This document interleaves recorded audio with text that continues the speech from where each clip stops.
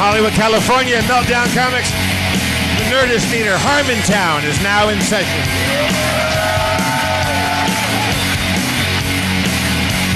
Spencer Crittenden, everybody. Spencer.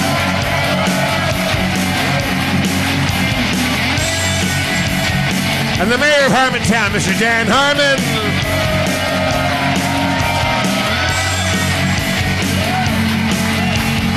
Thank you very much. What's up, Dan? I thought I had a new note-taking method, but I don't know if it's working very well. Thanks for coming. Those of you that did, is it a Mother's Day? We got some late ticket sales. Mother's Day, Game of Thrones, maybe. It's not funny, you guys. Did you call your mom today? I threw her a text. What was your text? I said, I just texted her a bunch of Game of Thrones spoilers. She's a season behind, so. And then and she's like, "What are you doing? You're ruining everything." And I said, "I didn't ask to be born." And then I hung up, even though it was text. Oh, what do you think? I texted her Happy Mother's Day. Are you Ironborn?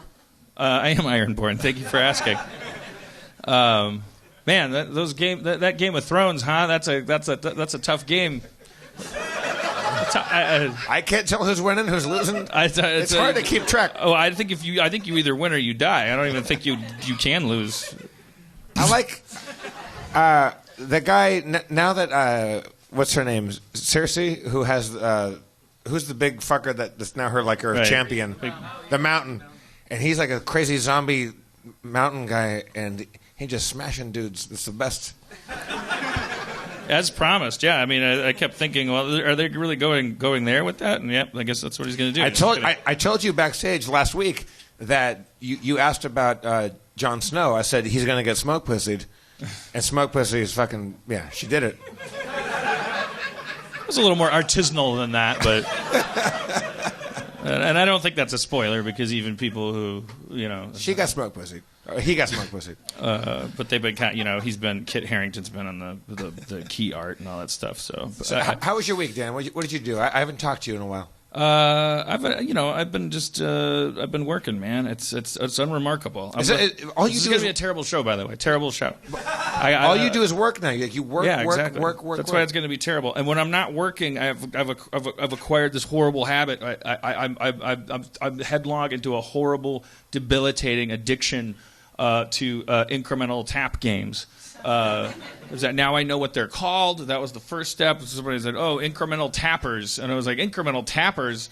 That's these games that I've just descended. Now I just have 5 games. I switch back and forth between them on my iPad. It was just like you just tap a cookie, and then you make 9 cookies, and then you can get a super cookie, and then you just keep tapping the super cookie or whatever. You build a bakery, and then it's just like if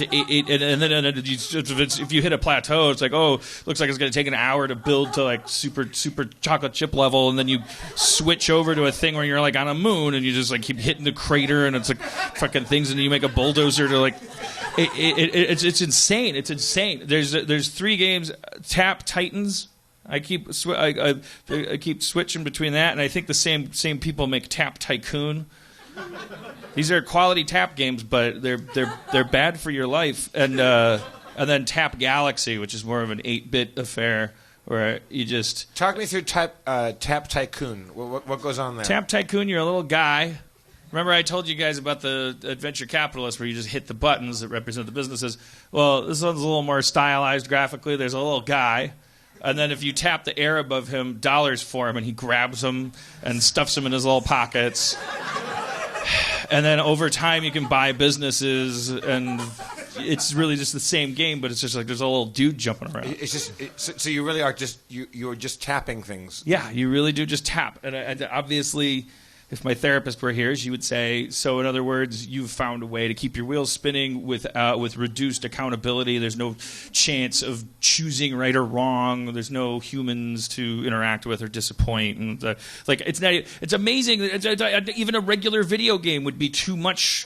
Like now I've been reduced to I'm just freebasing dopamine. I'm just like, I got up and I was in New York for the weekend, and I was hungover. over. I had a wonderful time with my lover, and we have a great time. But I sat up and I looked in the mirror that was next to the bed, and I said, "Oh my God, I'm a gorilla," and someone should just teach me sign language. I bet it would be easier for me to learn sign language. All right. So my chiropractor, every time I miss a session, he texts me. What does he say? He texts me too. He texts both of us. And he's for real. And he's supposed to he group text you? No. He texts us both separately. Let's see. I'm trying to find his. Oh, okay. Hi. This is what I got. You can't see this, but it's all the same. It says they all say, "Hi Dan, you missed your appointment today at 9:30. Will you be able to make it up on Thursday at 9:30? Doctor," and I wish I could tell you his name because you'd be like, "What?" Is it a funny name? Well, it's his first name, so it's like Dr. Gary, but it's worse. It's like, oi. Mine is Dr. Doug. He looks like a sexy George Clooney. When do these guys get to? What do they? When did they make that rule? He looks sexier than George. He's sexier than George Clooney. How do you? I can't even picture that. I know. And then he gives you. He cracks your back. You're like, a fucking sexy George Clooney just fucked me up. This is the best. How come these guys get to call themselves doctors as long as they don't use a last name? That seems problematic. Oh, by the way, problematic. I had a delightful conversation with a millennial that brought me another step further into my relationship with atoning with them. This person, everything about them on paper should have been like just a bad evening of talking to them, but because they're getting their degree, and it's just something that suggests that the world is fucked. But no, actually, it was something very interesting. It was transatlantic colonial literature, but I wanted to be funny and I wasn't. So but she was talking about, we were talking about, because she's studying literature, particularly with a view on because it's the slavery period, it's like imperialism, colonialism, and that's what she's mostly interested in. And so we were talking about slavery within literature, mythology, and all this stuff. And she used this verb that I'd never heard before. She was like, "Well, I just and what I'm trying to do with my latest paper is I'm problematizing this and this and that, problematizing." And I was like, "Wait, you're problematizing?" And she's like, "Yeah." And I'm like, "Wait, oh shit!" I got really excited because she and I said, "I only ever hear the word problematic," and she's like, "Yeah, problematic. Problematizing is the act of making something problematic, is figuring out that it is." And I was like, "Yeah, but that's so much better." And she goes, "I know, because it's something I do and not something that you're pointing at and saying that is something." I was like, "Yes, God damn it! You could just smile and say, 'I love problematizing,' and you wouldn't come off like such a fucking jagoff." I enjoy problematizing. That's why I'm so goddamn happy. It's a thing I like to do. It's like the equivalent of vandalism, only instead of a brick wall, it's your buzz. It's fun. I'm going to put my mark on it. I like to problematize, and it's actually, and I looked it up. It's a real thing, and I was like, wait, okay, yeah, problematization, you can't say it if you've had a single drink.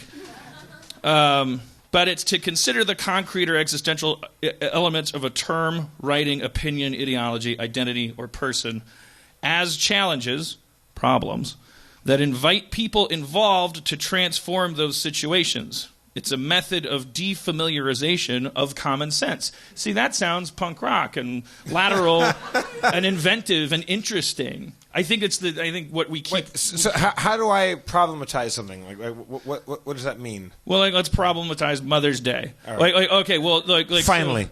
So, well, they list. I mean, this isn't nobody's. It would be problematic to tell you how to problematize, but because who are you? Wikipedia is telling me how to problematize. But the sort of process is sort of to ask the questions: who is making this statement? For whom is he or she making it? Why is the statement being made here and now? Whom does this statement benefit? Whom does it harm? That's a good way of picking something apart. Especially though, what I really like is the invitation of people involved to transform something. And I think that's what gets left out a lot. I think that if you're, like, so to problematize Mother's Day, it'd say, like, you would have to ask, like, well, who came up with Mother's Day? You know, that would require some research or a bunch of assumptions. Hallmark, right? I don't know, man. You'd have to look it up. That's the other problem, is that a lot of problematization seems to be a kind of hobby for, and like when it's based on zero research, then you're all the way into just kind of saying, like, hey, this sketch offended me.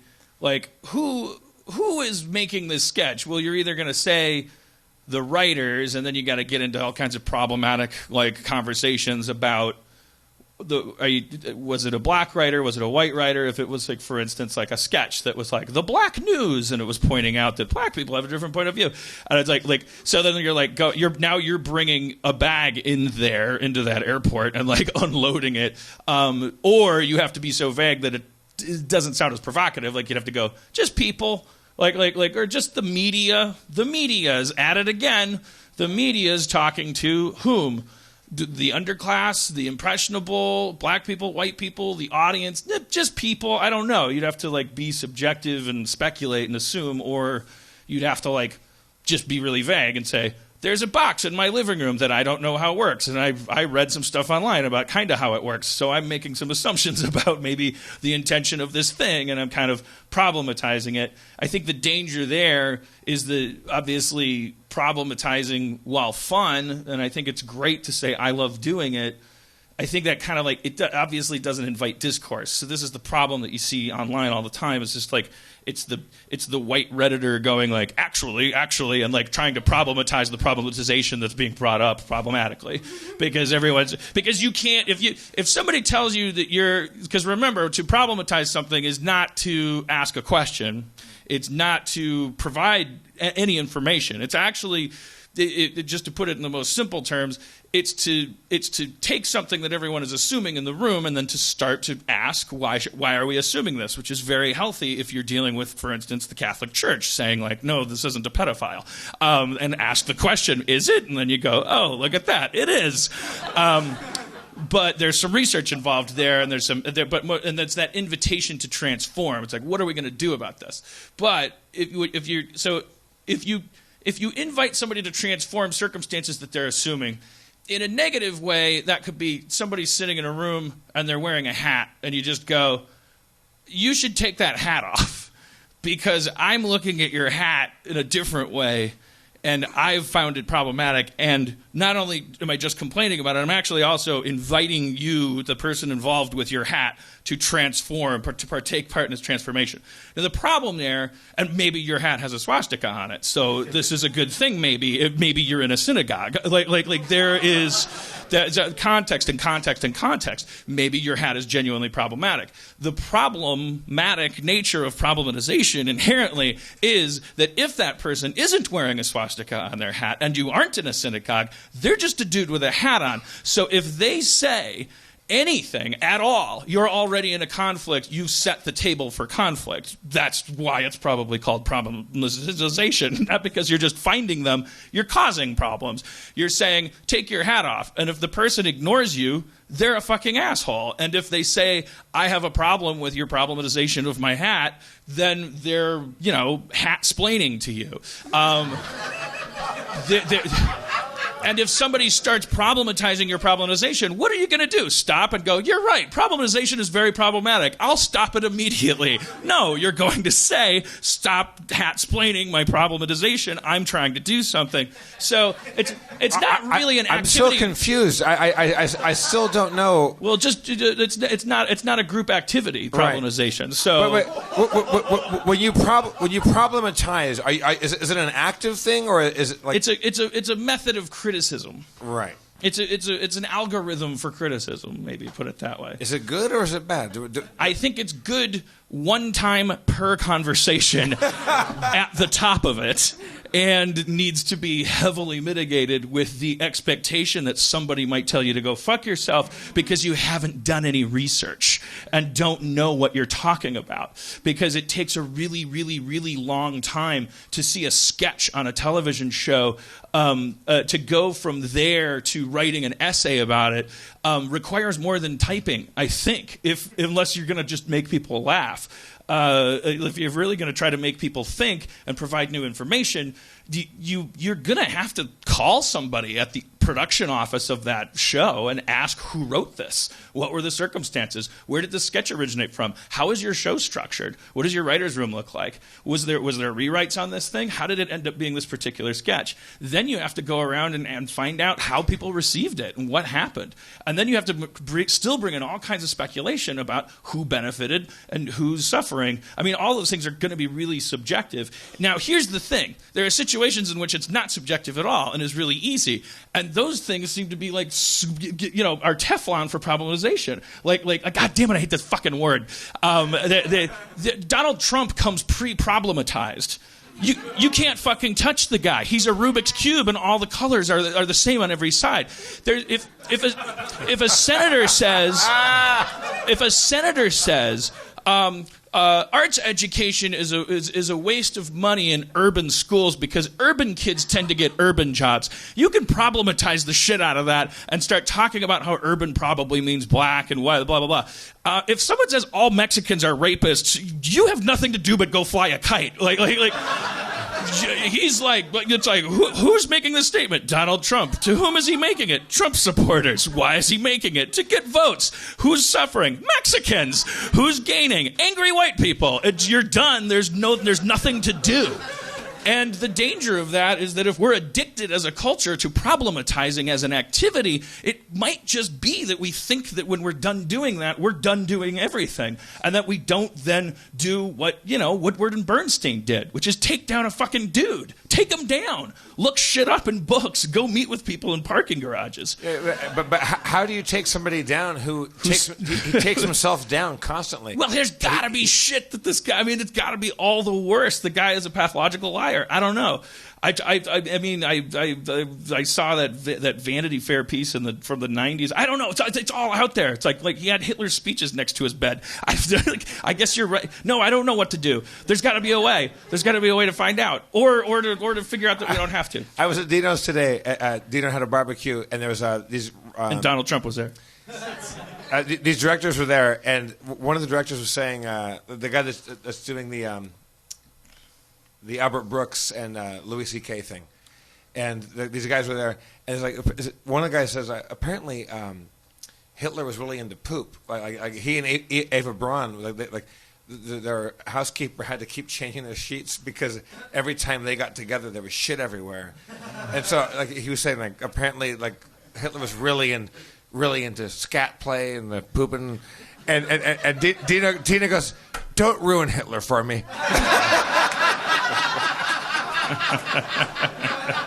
Meaning, don't dimensionalize him. Yeah, keep him Dracula for me. He's just like a character. It's like the girl with the skunk hair and the Archies. Hitler's here. He wants the band to fail. That's it. Don't tell me when he goes home he has interesting things going on.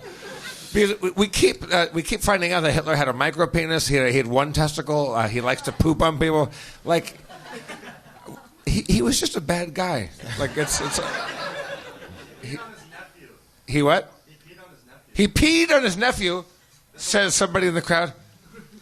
Is that verifiable evidence? It's not verified, but it's a common rumor. He peed on his nephew.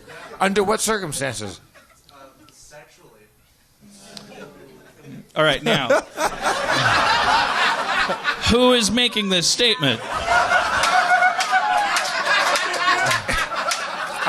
Dan, are you going to problematize that statement? Some kind of Hitler hater. For whom is he or she making it? Do you know why Hitler killed himself? No. He saw his gas bill. It's true. It's true. He said that he offers up. It's verifiable. unproblematizable fact.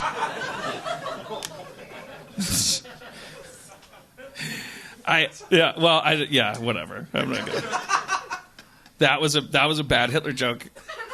It's a great Hitler joke. Here's why, because it takes the actual gas part and it trivializes it. That is problematic. There. All right. Like the funny Hitler jokes are like, oh, do you know why Hitler did? You know why he never drank? Why? He was an angry drunk. Yeah. Yeah. Like, see, not as funny as the gas one. Well, I don't tell jokes very well, but it's just like Hitler. When you use Hitler as like an Abe Lincoln or a Dracula, like where it's just like, oh, you have to invite him in before he can come in. Like Hitler has those little rules. But then like the actual minutia of the extermination, and then in addition to that, taking that and going like, oh, what a Monday. All right. But with any joke, when you walk through this process, I don't know if this is a flowchart. Who is making the statement? Someone telling a joke. For who are they making it? An audience. Why is the statement being made? The person's trying to be funny. Who does it hurt? Who does it benefit? Anyone that laughs. Who does it hurt? Anyone that doesn't. I mean, that's kind of been known for a while. It's not going to get you anywhere either, is it? What's your current favorite joke? Or all problematization was like, who's problematizing? Academics. For whom are they doing it? Academics. Why are they doing it here and now? For academia, possibly to justify the existence of academia. Who does that benefit? Academics. Who does it hurt? People who would otherwise maybe do shit.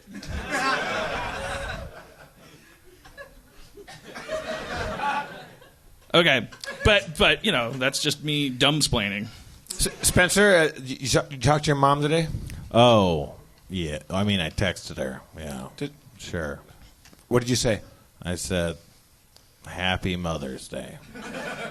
No, I don't know. She texted me a couple days ago, was like, am I going to see you on Mother's Day? It's just like one of these things where it's like, oh, I guess I'm not going to text you for 2 or 3 days. So it's just like, I don't want that, man. I don't need that. You're texting me. Am I going to see you texting me? And, that's what I want to know. I don't want to know that.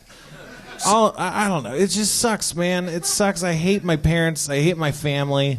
I hate everything. It's no good. My grandpa's dead. He's fine. No, I mean, he's dead, but he's fine. Like, no one, it's fine. Was he fine before he was dead, or he's fine now that he is dead? He's fine now that he's dead, yeah. So, I don't know. You're not pals with your parents at all? No. They were, no. They were, no.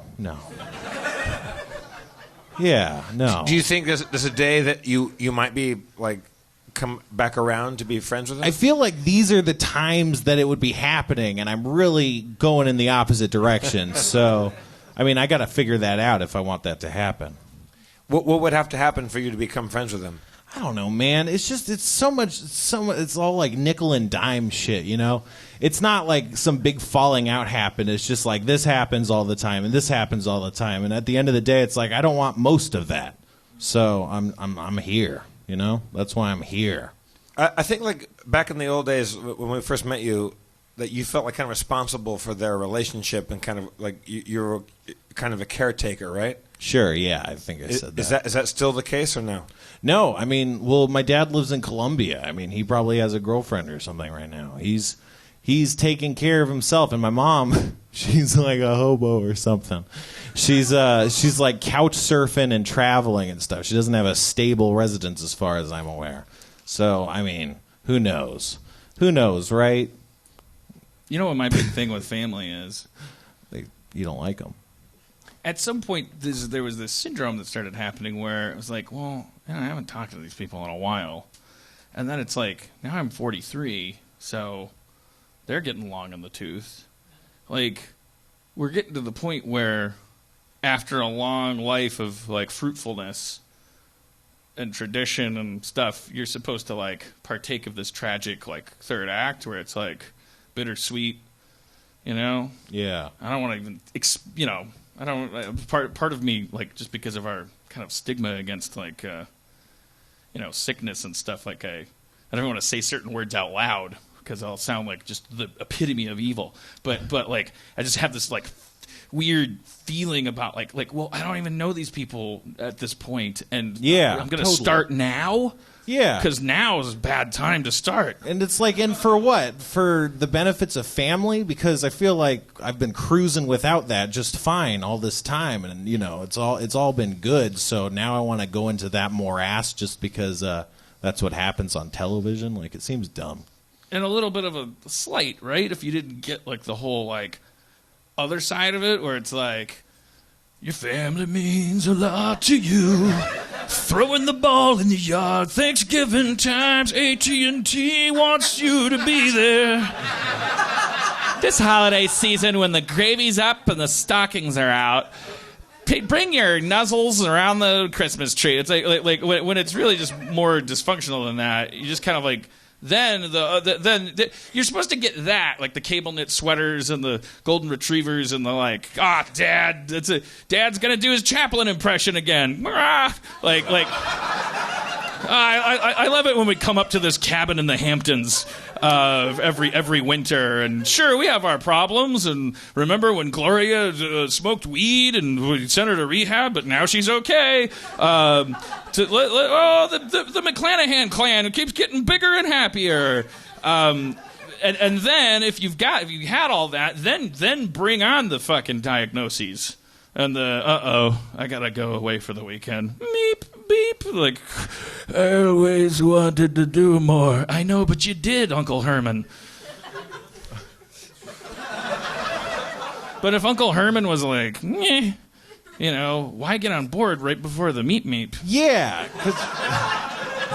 exactly. Because it's like just a flat line up until that point. It's like what is the peak that we're hoping to achieve before the inevitable pitfall? Yeah, what is this denouement that I'm getting? It's like if you went to see a Matrix movie and it was just about Keanu Reeves like fighting a million Agent Smiths, and you'd be like, what's this weird educational video? Like, someone would have to explain to you there was a first movie and it was kind of fun. If you met Dan, like if you met your mother or your father at a bar, like they were strangers, do you think that you would have anything to talk about? Like if you just met them face value as strangers? Yeah, I think I'd like my dad. You know.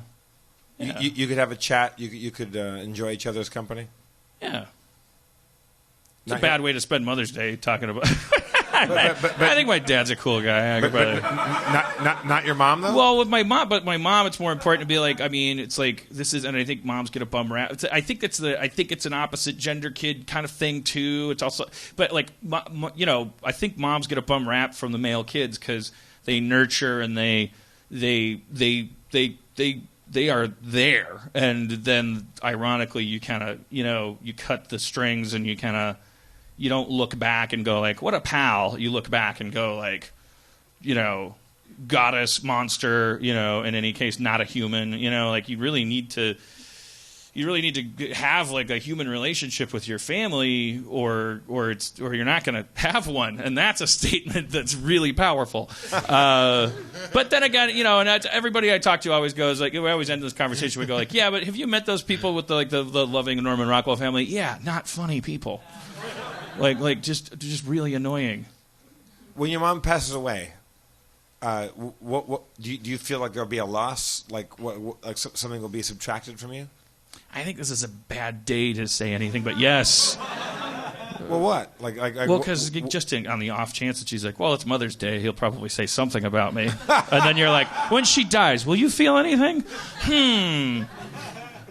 So yes, but it'll be different than when your father passes away. Like there'll be. I think there's going to be complicated feelings either way, but I do acknowledge that they're going to be more narcissistically centered. They're not. They're going to be like unresolved shit that I haven't worked on yet. My mom died when I was 13, and it's like that was like kind of the perfect time for that to happen because I wasn't so young that I didn't know her, but I wasn't so old that it meant a lot more. But when I look at when I remember my mother, she's so much of who I am. Like as much as I'm genetically my father, I look just like my dad. I'm intellectually my mother.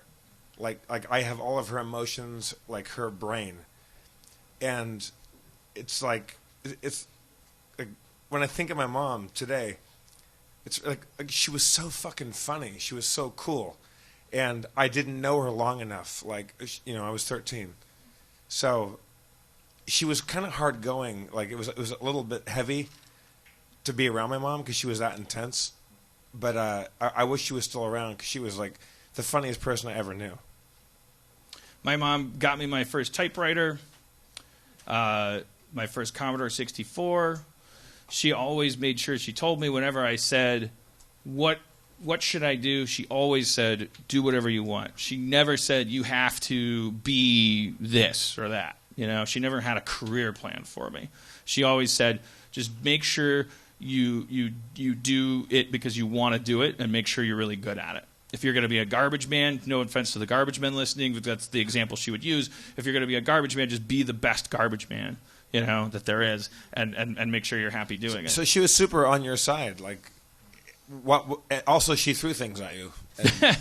She usually throwing them at my dad, and I would get in the way, you know, like my birthday cake.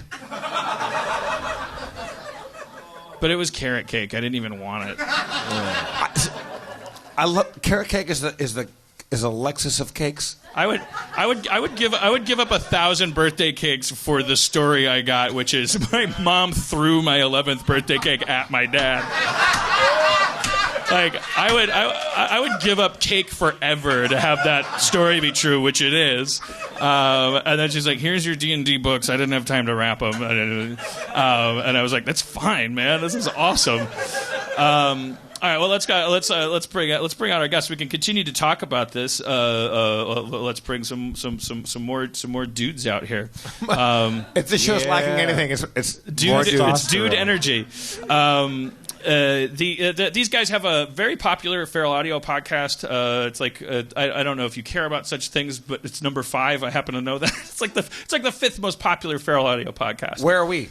I don't know. I don't care. Are about we these the things. top? We're number 1. 1 or 2? I don't know. Who's number 1? I think it might be Duncan Trussell. I'll fucking kill that guy. Fucking hippie piece of shit. Fucking probably, yeah. He's probably they're probably counting astral people in the listeners' numbers. It's like Greg and Greg's spirit are both listening. Dan, in this lighting right now, right where you're standing, right in this lighting, you have become more good-looking than Russell Crowe. Thanks. He looks like shit. You've crossed over into being better than Russell Crowe. Our guests tonight have a podcast called The Doughboys on Feral Audio. They review. Excuse me. Wait, what the? It's the worst intro in the world. You can't burp during an intro. They review franchise restaurants. It's Salt of the Earth. It was my burp was Salt of the Earth. They review franchise restaurant, chain restaurants. You know, like Jesus Christ. We'll get to know every little detail about them. They're UCB alum. They're very much they're related to our family by a lot of mutual cousins and things. We can talk about that too. Oh, can we, Dan? Shut up, you fucking millennial puke. What did you come here for? Did you think Norman Lear was coming back? Norman Lear, that was the most intense shit in the world. I know, and then remember when Dustin uploaded the podcast and it said Normal Lear? This guy, 93 years old, he's worked in the business for 100 of those years. His name is Norman, you Silver Lake hippie. Get the incense out of your mouth. The Doughboys are here, and we're going to get to know them now. They are Nick Wiger and Mitch Mitchell, the Doughboys.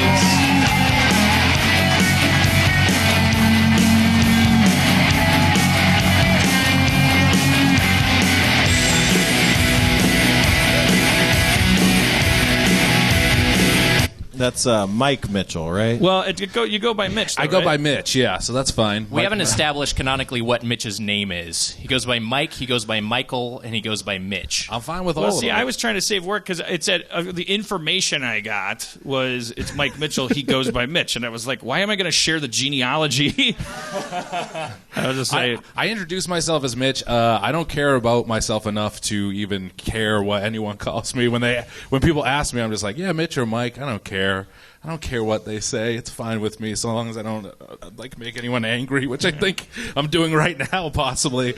Yeah. No, you have to work harder than that to get on their good side. They're like, I hate myself too. Grow up. All right, good. We're on the same side then. Yeah. So your podcast is people love it. Spencer counts himself among the fans, I believe. Yeah. Thank you, Spencer. It's not a big deal. Thanks, Spencer. It's not a good look to tell people you love their podcast. It's not a good look. It's not. We appreciate it. Yeah, we like it. We're number 5. We didn't know we were number 5. That's not bad, right? I got that. It's Dustin. He's a producer. He thinks about these things. He's just going to give a thumbs up or something. Yeah, all right, there we go. Why is it called Doughboys? Good question. I mean, I would say that we are doughy men eating unhealthy food. So he was fat at one point. I'm still, yeah. I remained fat. Oh, and I've never not got fat, but he was a fat guy at one point, and he's thin. You're a thin man now. I'd say I'm towards the slender side, but there's still a layer of pudding over everything. Like I'm not like cut, I'm in pretty good shape though. Yeah. I used to be a lot fatter. Yeah. But no, it's we live an unhealthy lifestyle. We both kind of have the diets of guys who are bulking up for an Academy Award winning role, and so. And so it's just like as far as a comment on that, Doughboys felt appropriate. The other one, a runner-up, was Side of Guys. We almost went with that. And I think we made the right call. Yeah. I went dead silent. Are you both under 30? I'm 35. I'm 33. Okay, yeah. Under 30, I couldn't gain a pound. Then one day I was sitting at Rob Schraub's with Dan. We would get Benito's tacos every night. And I was like, oh, fuck, I'm fat. I gained a pound. Yeah. He put it under his pillow, his first pound. He framed it like a car wash's dollar. Just curiously, though, Nick is the skinny one, right? Nick... Not the one that's named Mike and Mitch. Nick is the skinny one, and... There's a part of me that thinks that this is all like a Seven style plot by you to make me fucking fatter and fatter as time goes on. Do you think every time you I don't want to derail us too much, but I am curious, if you were fat and you got thin, Nick, was there a method you used? Because a lot of my listeners are always looking for a new technique. He told me his technique. Tough. Yeah, I mean, like. I've been through, my weight has yo-yoed a lot through my life. I was like a fat kid, and then I got skinny late in early adulthood. When I was like 18, 19, I was like very thin, in the best shape of my life. Then I plumped up again throughout my 20s. Then around 29, I lost some weight again, and the factor late in life was diet. Like earlier in life, when I had that initial weight loss, I just started swimming, and I just burned off a shitload of calories. I think, like which I'm saying, just that much of activity and having that young metabolism. But as I was older, I found that I had to restrict sugar and restrict carbohydrate intake, and just have a very strict sort of low carb-ish diet. All right, but you're not doing that anymore. Do you guys actively? As I listened to a little bit of one of your most recent podcasts, I picked the one that had my friend David Phillips on it. Oh yeah, I love Phillips. Phillips is a great guy. And but I never got to the part where you actually started talking about the specific restaurant. Although at the top of the podcast episode, there's this very charming post Karina Longworth. Is that a reference that sticks? No. The very very academic, just like dump of information about the restaurant you're going to be talking about. Is that every episode? I have a little monologue I start each episode with that's kind of just loosely plagiarized from Wikipedia, but makes me sound and feel smart, so I like to say it. And sort of gives a little background on the restaurant, and then we fuck around for like 45 minutes, and then we finally get to the restaurant and we talk about that for pretty much the balance of the episode. Yeah, you give a nice little autistic twist on it, and people seem to enjoy it. Are you just drawing on memories of eating at these places, or do you ever have to study up? Mitch and I go before each episode. The two of us go either together or independently, sometimes with our guest, to the restaurant in question. So we always have a fresh perspective on whatever we're visiting. And sometimes that involves a drive to Gardena to visit Long John Silver's. Yeah, that sucks. And then in March, I ate 18 cheeseburgers in March. Please, I'll take it. I have nothing else to... I love it. Wait. You ate 18 burgers throughout the month of March, or you ate them in one day? No, God, no. 18 cheeseburgers throughout the month of March. That was not for the podcast, though. That was for the podcast. So What's your favorite burger in town, Mitch? So this is, we were ranking them, and it's a point of contention. And it's a point of contention because I like Wendy's, he likes In-N-Out Burger, and then I voted in the final. I voted for Shake Shack was what I voted for. Shake Shack. I don't think I've ever been there. It's good. It's really good. What is the? Because I mean, it's important to note you guys aren't snarky about the whole thing. Like you're not foodies that are bashing on these restaurants for being less than gourmet. You're actually partaking in the. You're opening the hood of a staple of our lives, which is like these giant corporate chains, and you're approaching them as if you were talking about real food. Where did that passion come from? Where did that passion come from? Harmon, just go hang yourself. Where did that passion come from? You put a good twist on it because I feel like we like all these restaurants and we want an excuse to eat there every week, I feel like, and that was a big part of it. And then, Well, did you guys? So when you guys go to right here, I mean, turning this into something about me, the big LA thing is there's a new restaurant every day, and there's another one closing. And if you wanted to, every day you could just and there are people who want to do this. In particular, I feel like it's an age thing. Like my younger friends have no problem going, let's go eat at this one place. I heard great things about it. And I always know that if you heard great things about it, that means I'm going to be sitting in doll furniture, elbow to elbow with strangers, and eating, not to get all Tim Allen about it, but also the portions are going to be small and weird, like in some deliberate way, some offhandedly fucking deliberate way. And whereas then there's just like, holy shit, can I go to Taylor's Steakhouse? I every time I go to Night and Market Song, Night plus Market Song, I'm always afraid I'm going to fall through the chair every time I go there. Like I'm truly nervous and embarrassed I'm going to fall through the chair. But yeah, I mean, we talked about that because I like all types of food, but yeah, we like fine dining too, and we like cool, hip, individual location places, but there's something inclusive and comforting about chains by design. It's a different experience going to a Mimi's Cafe or a Chili's, and their whole it's calculated at a corporate level to make you feel included. And I don't know. I mean, we wanted to celebrate that atmosphere and not make fun of it because it's something that for a lot of people that's the only depending on where you live in the country, those are the only restaurants you have access to. Right. Well, that's interesting. So in being connoisseurs of chains, so what are the things that you have concluded? What connects all of them? You've done 50 episodes of this, so there must be. Is there overriding psychological principles at work in a successful chain restaurant? I'd say 100%. Well, you're the smarter one of the two, so you go for it. When you say make you feel included, I think is the phrase you used. Make you feel included or invited. What did you say exactly? I said included. I'm not sure if that was the perfect word choice. But what do you elaborate on that? Well, it's just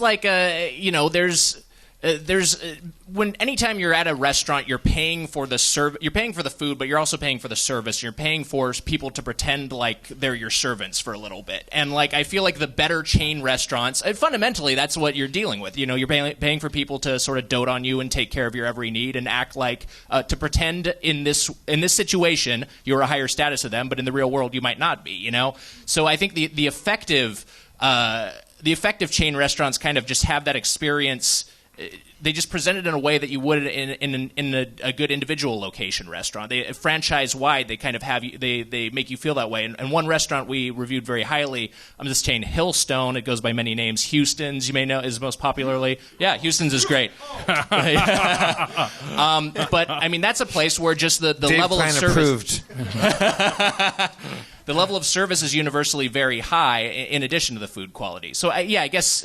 I find Chili's, like, reliable in an airport. Where airports is kind of a... That's their slogan. It's its own thing. Like, it's a no man's land in an airport. I've never... That's an interesting... From a class perspective, it's like...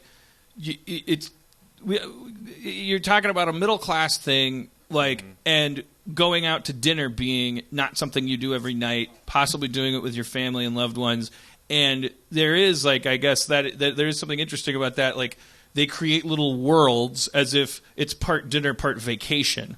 Like, you've come to islands. You've got have a tropical doppeldy-doopy-doo. You know, they have little sayings, and they have outfits, and they have the whole theme thing. And I just realized that's not. I don't know what I ever thought that was. I hadn't problematized it yet. I hadn't looked at it like and asked myself. I just felt like that was just. But that's what they're trying to do. Is they're competing over dollars that are harder earned than to say like they're like dollars that are like, holy shit, I almost died like typing for this dollar. like my bones are sticking out of my fingertips, and I want to make sure I get treated right. And so that's like the big giant parking lots with the big blinking signs that say, like, look, there's plenty of room here. There's a runway. Yeah, I feel like, and especially now, there's that thing of there's two things at play too that I feel like that kind of will separate the good from the bad, and it's the quality being good across like all the restaurants. If you can like keep a standard of quality in Los Angeles and then somewhere in Wyoming, like everywhere you go, it feels like kind of the same level of food, then that's like and then the chains that have failed have been ones that kind of like you go to a different place and it'll be good and then it will be bad, or they're just bad in general. I mean, those are the worst. There's just places that taste like shit. We went to this place that I had fond memories of from my childhood, Caro's, which is a West Coast chain. Caro's. Yeah, and at one point they were pretty. It was pretty big, and it was well reviewed, and it was well revered, and it was a place that would be like a treat. And now it's dying. It got bought off by a larger company, and it went from I think at its peak it had 60 locations. Now it's like 12 locations. We went to one in South Pasadena, which was like one of the only ones in the greater LA area, and it was a real sad scene. We asked we were like, "What do you like to eat at this place?" And she was like, "Nothing." She said that. She just said nothing at all, and we were like, "Oh." Remember, Caro's has rice pudding. By the way, nobody has rice pudding. You can get a rice pudding at Caro's. Well, I think that's the thing of like the entire clientele except for us was older adults, was seniors who I think it was like, oh, this is my comforting place that I've gotten used to. But I think Do you guys ever go to Sambo's, or are you too young? Sambo's? Yeah. No, not me. Problematic. Coco's? I was about to say. There's a place called Sambo's. I think there might be still one that exists. Santa Barbara? Oh, my God. Is it still there? And they maintain that's why it's called Sambo's. It's short for Santa Barbara. We know better from the logo. Yeah. The logo isn't a sunset behind a ship. What about Barnaby's? You guys ever hear Barnaby's? No, have you heard of Barnaby's? Where is Barnaby's? Barnaby's was it was a place. When I was a kid, I thought there was only one Barnaby's. That's the other thing. When you're a kid, you grow up whatever. But that's the thing. When you're a kid, you just want to kill myself. I want to kill myself just so I can go to hell and have everyone there tell me to kill myself. Man, we would love to have you on the podcast because we talk about fast food, but like 70% of it is talking about killing ourselves. Yeah, if there isn't a death wish behind a podcast dedicated to reviewing chain restaurant food, then I guess you'd have to go to the Philip Morris happy hour. I don't know. We talk about it on the podcast, and then we get done with the podcast, and we text each other about how we want to kill ourselves. Like never stops happening. By the way, for you 16-year-olds listening, that is a sport among us, those of us over 30. We're professionals. Don't do it. Yeah. If you have conflicted feelings, talk to somebody that's not the same thing. It's not the same thing that you're feeling. Just hang in there and talk to somebody. All right. I want nothing on my hands, man. I want to leave only footprints on this world. And I already fucked up with that Chevy voicemail, and I was like, last thing I need is like, this Tumblr note. The Barnaby's was but also I care if you're listening. Barnaby's was like this. It had this like stained glass. It was an Italian restaurant, kind of not Italian restaurant. It was a pizza place, and it was everything was like varnished wood and darkness and like stained glass chandeliers and stained glass windows that didn't let any light in if you were eating there during the day, and then there was like a little window to the kitchen, like some of those places have, where you could watch the guys make the pizza. I don't know. I don't know why I'm bringing it up because great. I never knew it was a chain. I just thought it was this place that it was in Milwaukee, and my family would go there. It was that was our place. That meant that. Like beyond let's go to McDonald's because it's a fuck it kind of night. This was like it's special. It's like a fuck it kind of night, and we're in a good mood.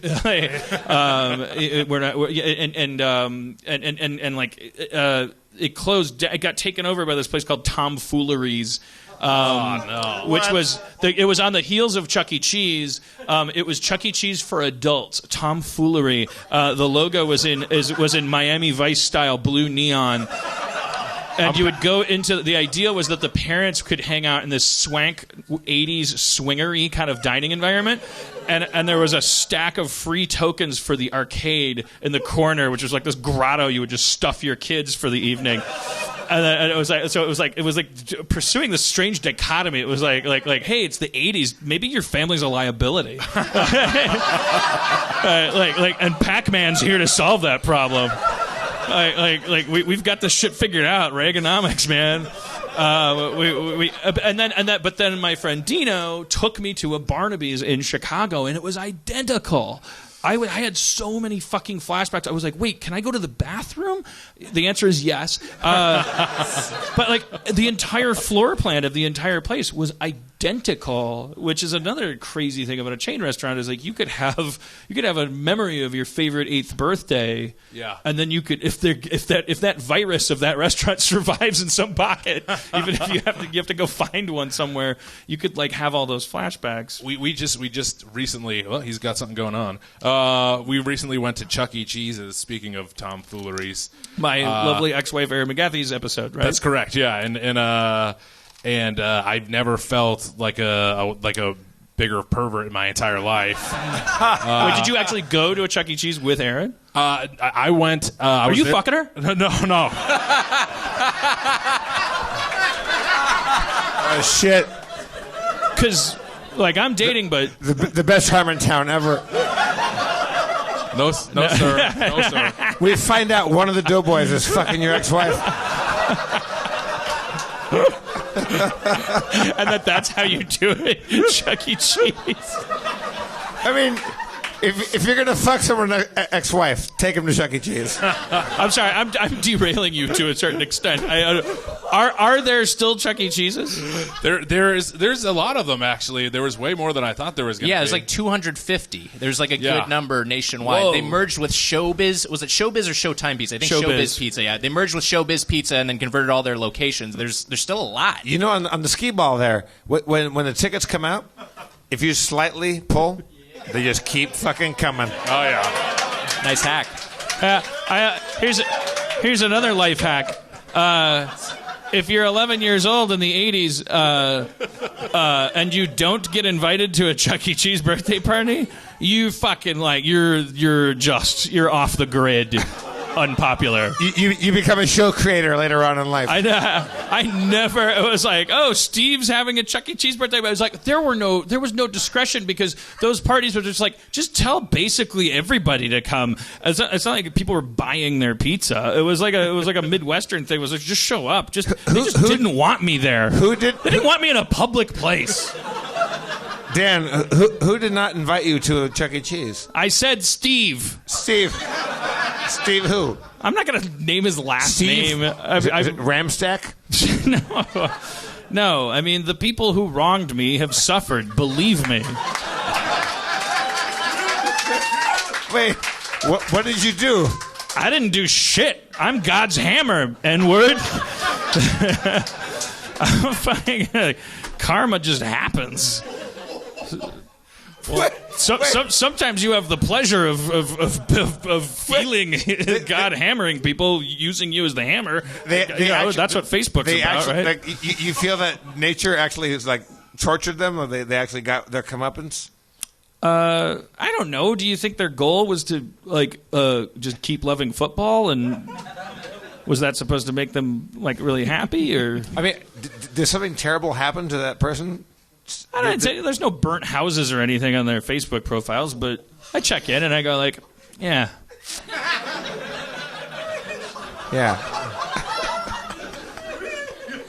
Told you baseball was dumb. I don't post that on their page, but I say it to myself and I masturbate, cry, and fall asleep. And I don't come a lot. I come desperate, sad little droplets. Well, after hearing this, just to be clear, Nick and I don't fuck at all. We don't fuck anything. But I went to Chuck E. Cheese by myself, and then a friend. For those of you who aren't video subscribers, the crowd gasped. Mitch isn't a guy you hope as a parent to see at a Chuck E. Cheese by himself. You'd rather see him there with a kid and a baby Bjorn. A grown adult friend joined me, a man, it's getting worse. If he looked like Stanley Tucci, it just makes it worse. It's just like you have like an accomplice. It was not good. We sat by the stage, and he was like intent on playing skee ball afterwards, and I was like, please, I was sweating. I was like, we need to get out of here as fast as possible. But we played a little skee ball. It's one of those virus restaurants that you were talking about, like a virus chain where it's you're like, oh, I remember some of this, but it's not. Nothing is right here. Like nothing feels right about it. I have the strangest, most specific memory. I went to Showbiz before it was Chuck E. Cheese one time, and I think it was because my parents got so used to me coming home kind of like sad and then dragging it out of me that Steve didn't invite me to his fucking gala again. So at one point they actually took me to Showbiz, just my parents and me, and we sat in the back room, and there was a Billy Bob the Bear, and he sang songs and stuff. I think I've talked about this on the podcast before because I remember it straight. I was probably 12 years old, 11, and they did this like letters section. They would sing songs, the animatronic band, and then they did a letter like oh here's letters, and then one of the letters they read was from a kid who said, Billy Bob, how come when you're on stage you have bare feet with no shoes on, and when you're wandering around the arcade you have sneakers on? Why would they include that? Like, talk about like a weird shame, like fraud complex, like just like a telltale heart, like they're like we have to address this. And Billy Bob said animatronic robot bear answered the question that the kid posed and said, well, the thing is, when I'm up here on stage, I don't want to fall off the stage, so my bear toe claws help me keep balance up here. God. But when I'm walking around there while you're eating your food, no one wants to see my toenails out there. Meanwhile, you're eating pizza and listening to him talking about his toenails, and it's gross. So mission not accomplished, and then they moved on. That's my memory of Showbiz Pizza Place was just weird, like over piping. Like, don't if sometimes if it's broke, don't fix it. I feel like you can't hear any of that stuff anymore because it's just like the whirring of like 20-year-old robots is all you can hear now. It's just like the stirring of the robots and the flapping of their eyelids and stuff. It's very off-putting. There must be a thing. So it must be at this point. There must be a heavy like the pie chart of their customer base. A big slice of it must be nostalgic adults coming in to relive a childhood memory who don't have kids with them. Based on my me and Mitch's anecdotal experience, I would say that's a very small slice. Okay. It feels like they're mostly families, and if you're adults alone without kids, you're drawing eyeballs for being very, very. Yeah, I don't know. I don't know how much of the nostalgia crowd it's attracting. Among people who don't have kids, maybe people who take their kids are like, "Oh, there's a place I used to go to as a kid." You need to. So if you are over 30 and you do want to take a nostalgic trip back to an animatronic themed pizza place, take a kid. Maybe one whatever. Just find a kid and have them with you so that the other parents can be comfortable. We were afraid we were going to get stopped. But leave with a different kid. Well, they have controls in place for that. Controls, yeah. They have checks and they have their checks and balances. Well, yeah, the ball pit, man, tells no tales. The ball pit tells no tales. It's like the pig pen in Deadwood. Cocksucker. Swearingen. Take him to the ball pit. When you get in there, there's like an airlock system, and you have to like wait in a cattle crate, and they come over and give you wristbands that are color coordinated so that they know that you're leaving with the correct children. Oh God! What? Yeah, it's really, really crazy. Wow. I mean, that represents some actual crimes. Like, Yeah. They used to have a represents some hand actual- stamp. They used to have this hand stamp. It was like ultraviolet, and so there'd be a letter on it. But then I think they realized you could just like buy those stamps, and that's why they do wristbands. I don't know. This is a rabbit hole. it's making it so hard for me to go and just steal children from Chuck E. Cheese. I have to book on this guy. Steve Levy's not here, so this will fall on deaf ears. But I want to book on the podcast because I don't want to do any research. I want to know, like, is the actual, like, what the hell is there? Is it what is there more terrible things happening to children per capita? Oh no. Or is this like a weird?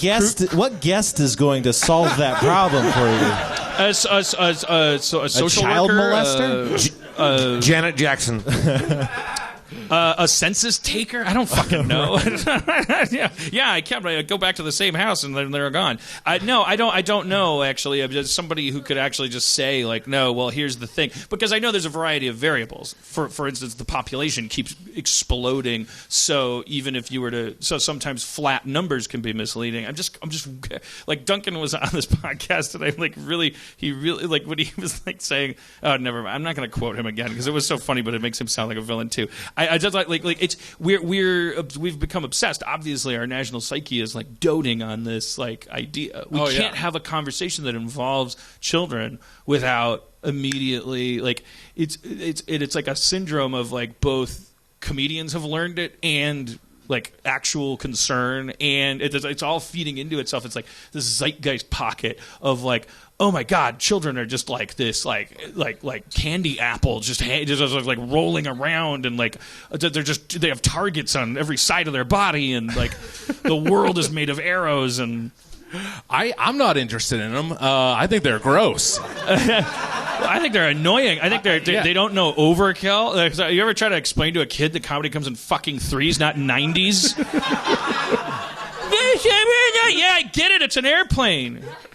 Fucking moron. The stuff they're into, yeah, you know what? Some of them are going to get taken. No one will agree with this side. Some of them are going to get taken sometimes, but Room has showed us that they get back unharmed. I did, yeah. They find their way back. I'm just curious, if there's something at work in the national psyche, like there's some shift that happened. Like we changed our perception of drugs several times. Like we made decisions. You can trace them, depending on your ideology. Maybe it's that you can't fuck kids anymore. Maybe it's impossible. I feel like through most of human history, people have just been fucking kids left and right? Like the child, you'd get married at like 11 or 12, and then Greeks would fuck little boys. It's like it's actual absence of the legal recourse to do it. Yeah. Okay. I will say this: at my confirmation, Cardinal Law was at my confirmation. He gave mass. Cardinal Law? Cardinal Law, like his name was Cardinal Law. Cardinal Law. And he's. Was he with corporal punishment? You don't know about Cardinal Law? Have you seen Spotlight? Yeah. He's Cardinal Law is the Hulk Hogan of Spotlight. He's Cardinal Law. For real. That's amazing. Go on. The villain of Spotlight was gave the mass at my confirmation. Wow. And he asked a question, which I guess my godfather said it was a very easy question. And he pointed to me, and I didn't know the answer, and the whole church laughed. So I feel like I got him in some sort of way, Cardinal Law was the guy. He covered it all up. I feel like that's where it all went wrong with the children thing. Because when I was in elementary school, I'd walk home from school in elementary school. Like I feel like third grade, I'd be walking home from school. And it seems like the shit. That's what the things that I would do when I was a kid. The territory I occupied, the amount of fencing around it, both figuratively and literally, like the amount of hours I was allowed to log unsupervised in the expanse of territory, etc. Like compared to what I'm just like not like if I had a kid right now, 8 years old, just based on nothing more than just cultural zeitgeist, the disparity between what I would let that kid do versus what I did when I was a kid is so vast. It makes me ask the question: is also the environment is the disparity actually there? Yeah, I would guess it's actually. I'm guessing this is based on nothing. No, but I'm guessing that it's both gotten less dangerous for kids, but we've gotten more awareness of it. The internet, the internet. Ruins it's just everything. All local news is national news now. So every horrific, horrific crime that occurs or horrific accident that happens with a kid in a car seat, you hear about, and it just feeds that national paranoia. Our grim fascination with not because we're bad people, but because we're good people, probably at heart. Like we want to, it's like the things that are going to pop and sizzle off of a big frying pan full of grease called the internet are stories about innocence. Getting hurt. I read a fucking long ass piece. I don't know why I do this to myself, but I read really long, like true crime pieces, and I read a long piece just about kids who were trapped in hot cars. And there's this one part that stuck with me. It'll probably stick with you now, so I apologize. But they had asked a detective what was the worst thing they'd ever seen involving one of these cases. I've heard this before. Should I not share this? Should I not? I won't share it. It's part of our media watchdog segment. Okay. We're all good people. Everybody, buckle your holy shit belts. What was the worst thing you ever saw investigating one of these cases? And I remember it said the detective took a pause to gather themselves. You don't have to include that part. Yeah. There was a little girl who was 2 who was trapped in a car. It was 100 degrees, and when they found her, she was dead, and she had torn all her hair out of her head.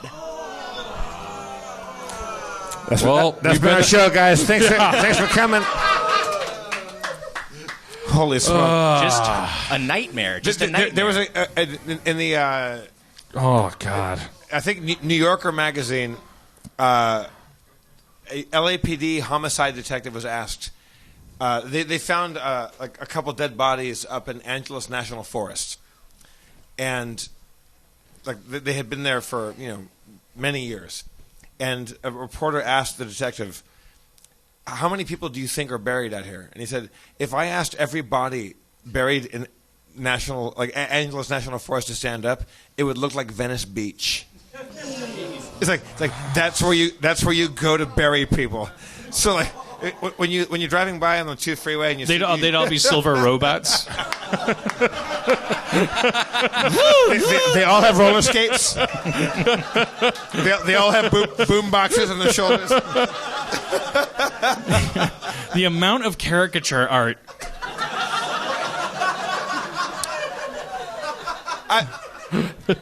We are surrounded by a forest full of murdered people. Like it's well, according to that cop, I mean, I have no reason to doubt him, but also Mark Furman as an example. I don't know, he had information too. I like cops are, they don't graduate from cop college to become cops. Some of them know exactly what they're talking about, and some of them are like, I wish I was Mickey Spillane.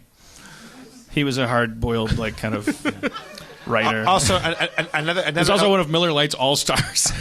Another LAPD cop said that there's probably more dead bodies between us and Catalina right now because if you want to really kill somebody, have a boat. Yeah, man. Dave, don't yoop that. That's it. That was the wrong time to yoop. That's how you do it. All right, but your podcast is about food. Let's all kill someone tonight and find out who wins. By the way, I thought, where's my clock? I'm flying blind here, man. Yeah. It doesn't work anymore. Oh my god. The cops in Quincy. It's 9:12. You see? God damn it. I'll explain later. We finally forgot. Oh, no. Oh, I get it.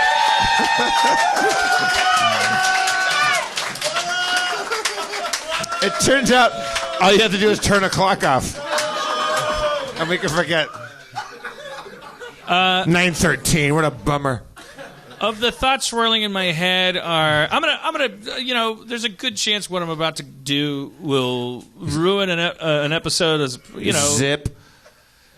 But I'm gonna wing it because of the we're overrepresented on one side. I'll ask for a female volunteer or someone who compartmentalizes as such. Anybody who has a relationship, positive, negative, anything noteworthy that they're willing to share their relationship about their mother. All right, we had a hand go up pretty quickly here. Come join us. Come up.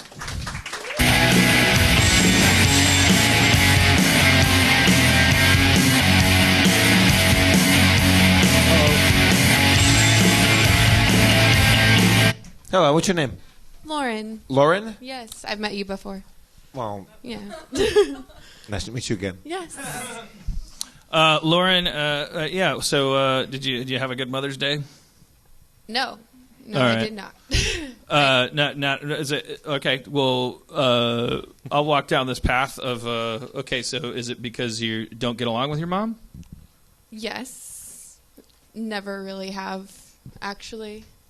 So it's never been a good Mother's Day. She's always found a way out of it by either getting mad at us, my brother and I, or canceling Mother's Day. Like today, I was going to plan to take her to Monterey because that's where her mother is scattered. And she was never there when her mother got scattered. So I wanted to take her there to be with her mom. And maybe a couple weeks ago, she got mad at my brother and I and canceled Mother's Day, basically, by sending us a text message saying, I want nothing, don't do anything for me. This is like a refreshingly, not to call your problems refreshing, but so effervescent and delicious. But like typically somebody, I was like I'm like you're somebody that's like your mom ruins Mother's Day by saying I don't want anything. Like it's like this is a generational thing, maybe, or no, not to dismiss it. It's very personal. Okay, I just think it's neat. It's neat because with my mom, and the problem is like, oh shit, what am I supposed to? I don't know. And with your mom, you're saying like, why am I commenting on it? How am I helping? Let's get to the root of this. So your mom is how old? She's 51. So you're a youngster. I am a youngster. Did she have you very young? I don't remember, or I don't know. I mean, I'm 25, so 25 years ago. Okay. So you're at the age where your mom had you, is what it sounds like. I'm no Didn't notice mathematician, that but Does she live in town, or is she out of state? She just moved. I just moved out. Yeah. So she just So moved. you're trying to reach out to her and say, let's hang out. Let's go be in Monterey. that's Monterey Mike. So you reached out to your mom, and she was like, she didn't want any part of that? I didn't even get to tell her that that's what I was going to do for her. Do you think if you told her that she'd be open to that, or no? No. Well, because she said a couple weeks ago, could you tell us, are you comfortable talking about that event? What was the conflict that resulted in your mom canceling Mother's Day weeks in advance? To be honest, I always forget why. It's kind of weird. It's like an ongoing thing. I could breathe wrong. I could come home at a wrong time. I could do one little thing wrong, and it's just a constant cycle. It's always been like that. You say come home. Do you live with her? I used to live with her, yeah. What about other holidays? Is there also Christmas is canceled. Mother's Day is canceled. Wait, just from today? Just from today, yeah. No, it's a constant thing. It's never happy. It's always. I have been finding ways to spend holidays with other families. Was that always the case throughout your childhood? Yes. What do you think that's about for her?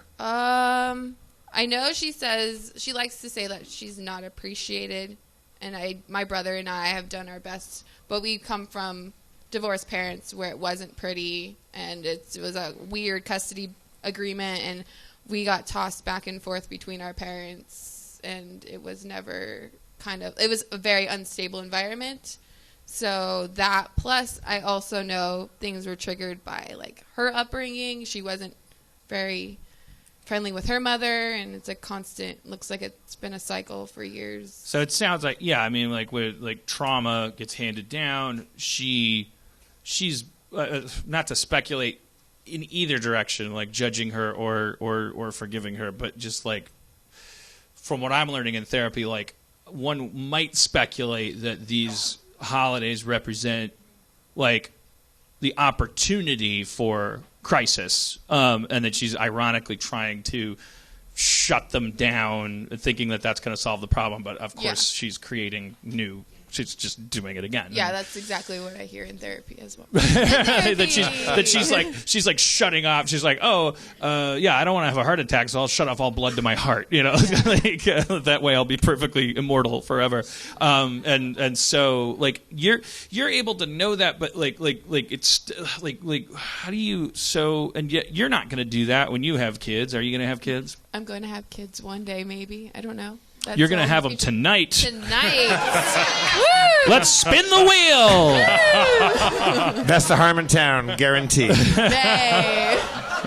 Problematic. Everybody gets impregnated tonight. I feel like that is like a common mom threat, though, right? Like that, like my mom gets frustrated around the holidays, and then she's like you guys aren't treating me well. We're not going to do Christmas. Like I feel like that threat is there. Definitely postponement, and because I learned the word postpone by studying notes left by my mother on Easter morning, and Halloween morning and Christmas morning.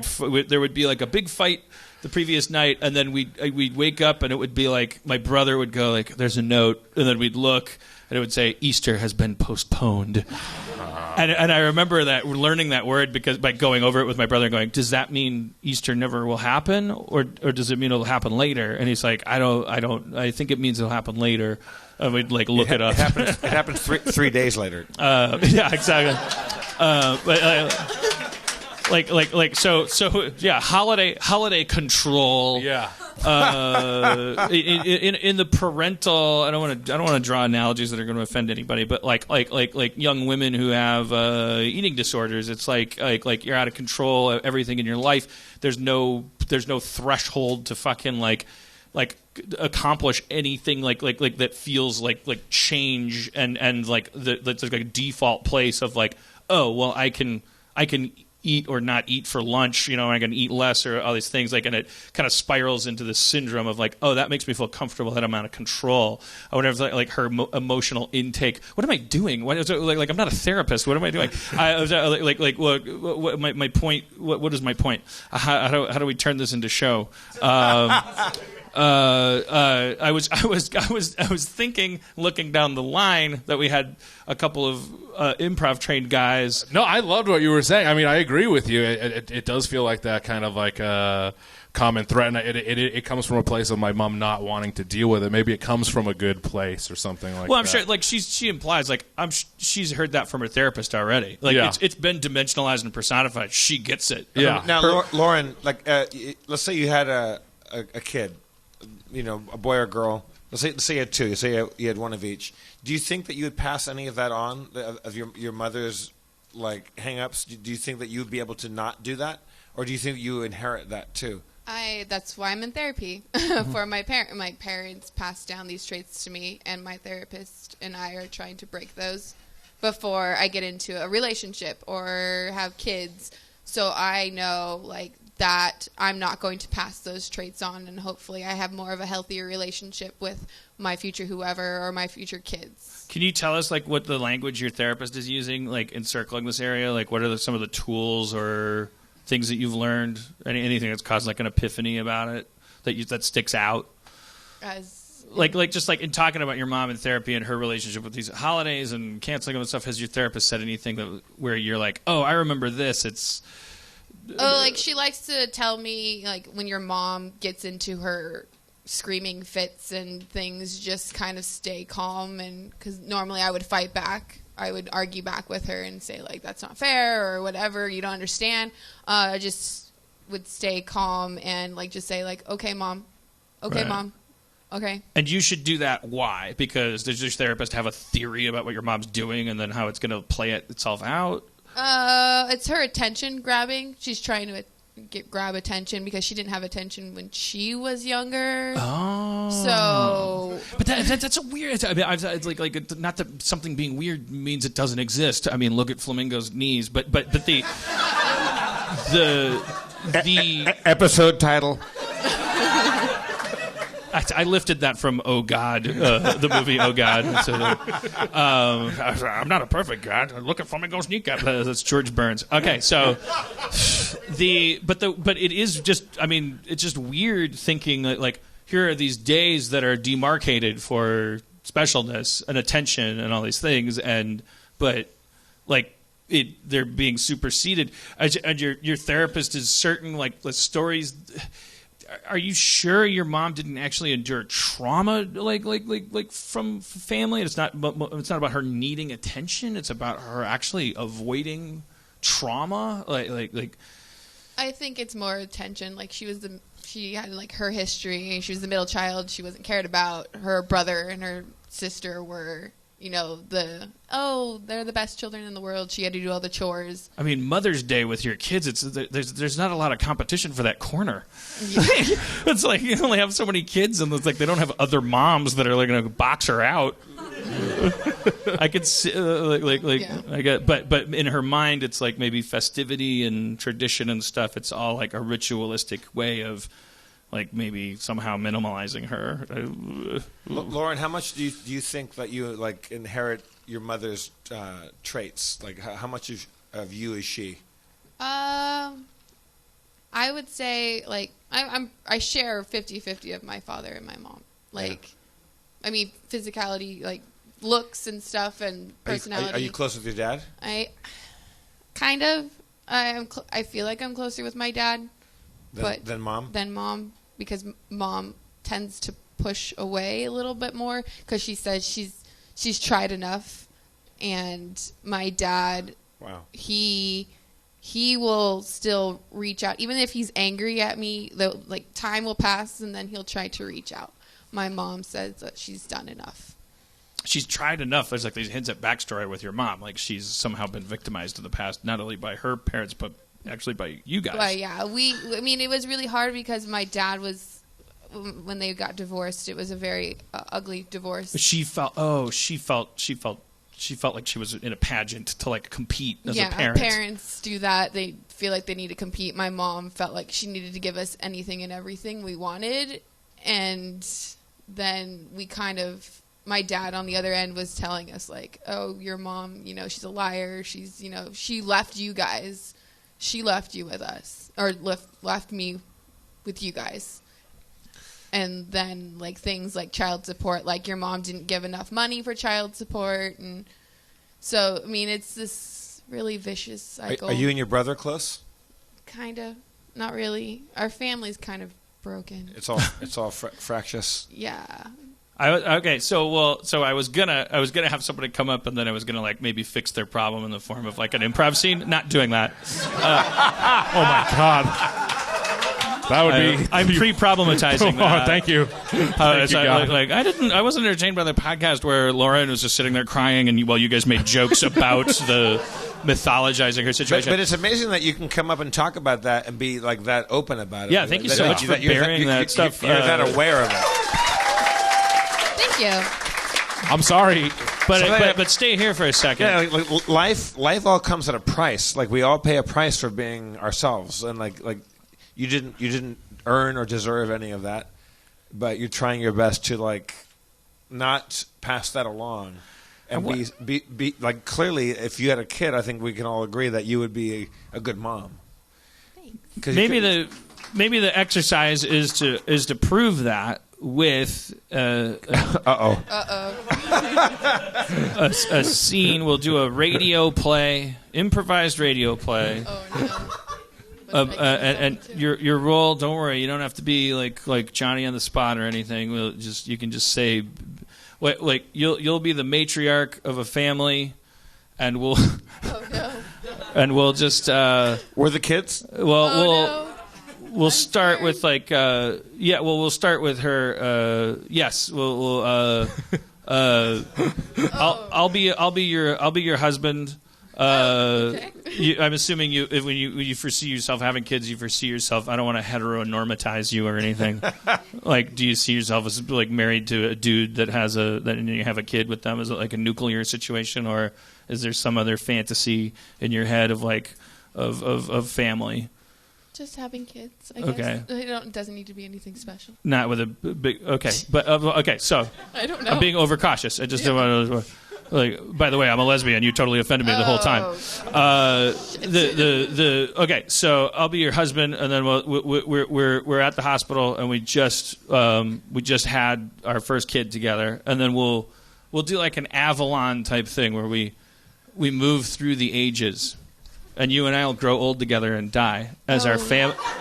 As our family kind of continues, as they have a family of their own and things, and you and I will die of old age happy, assuming that that's part of the fantasy. Cool. Okay. All right, but right now we're 25. Lauren's World. Okay. Hey, baby, did it hurt?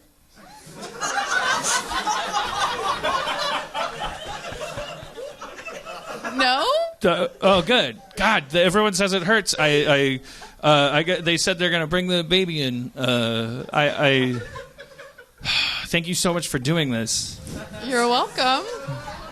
Lauren, Dan, I'm Dr. Schwartzman. I have good news and bad news. Uh-oh.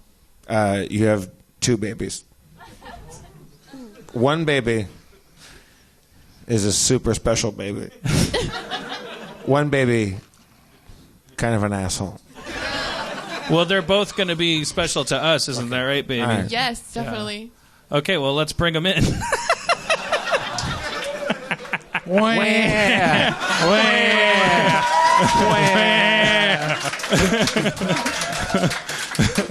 Well, they look the same. I think it's great that we had 2 babies. Mommy, Daddy. They're already speaking. Whoa, that's crazy. What? Also, sorry, Dr. Schwartzman again. One of your babies can already speak English. Well, you're stepping on the second baby's line. Aww. What's up, you dipshits? Oh my God! What a mislead. It's the baby that could. Okay. Well, they both. Dr. Schwarzman, I'm leaving you. You're on your own now. Yay!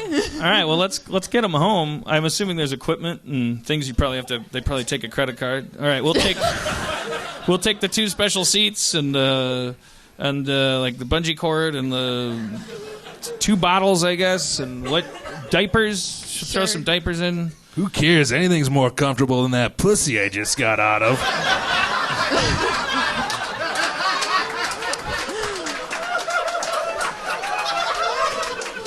You know what? I just realized we haven't named them yet. Oh. Because I'm like, well, this one. Oh my God, the mouth on him. Call me Tony. He picked his own name. Holy, he's so exceptional. Oh my God. And Name myself? Yes. Fucking dumbass. Hey, whoa, Tony. Hey, sorry. My name is Baby Angel. Oh. I love Baby Angel. I love both of you. You're amazing. 1 month later, baby, the babies are making noise. It's my turn, right? I'll go. I guess I'll go see what's going on in the baby's room. Where? I got a fucking log in my pants. Help me out.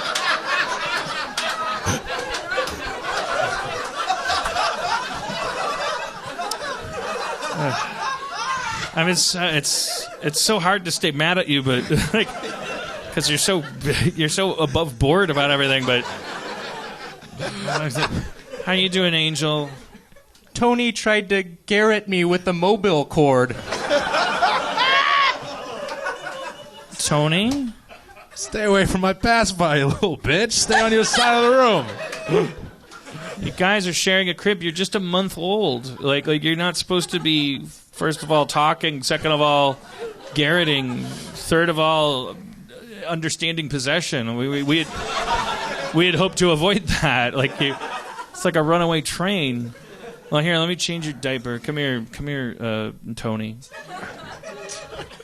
Sorry to announce I'm excited, too, by the way. Jesus Christ. Right. Rock soft. Daddy, why Yeah? did you only circumcise one of us?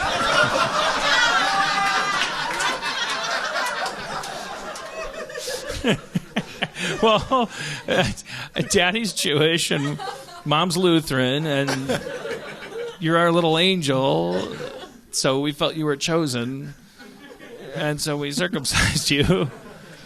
Is that the answer you were looking for? It's an answer. Why are you asking the questions, buddy? I'm the one who's going to deal with all this schmegma and so on.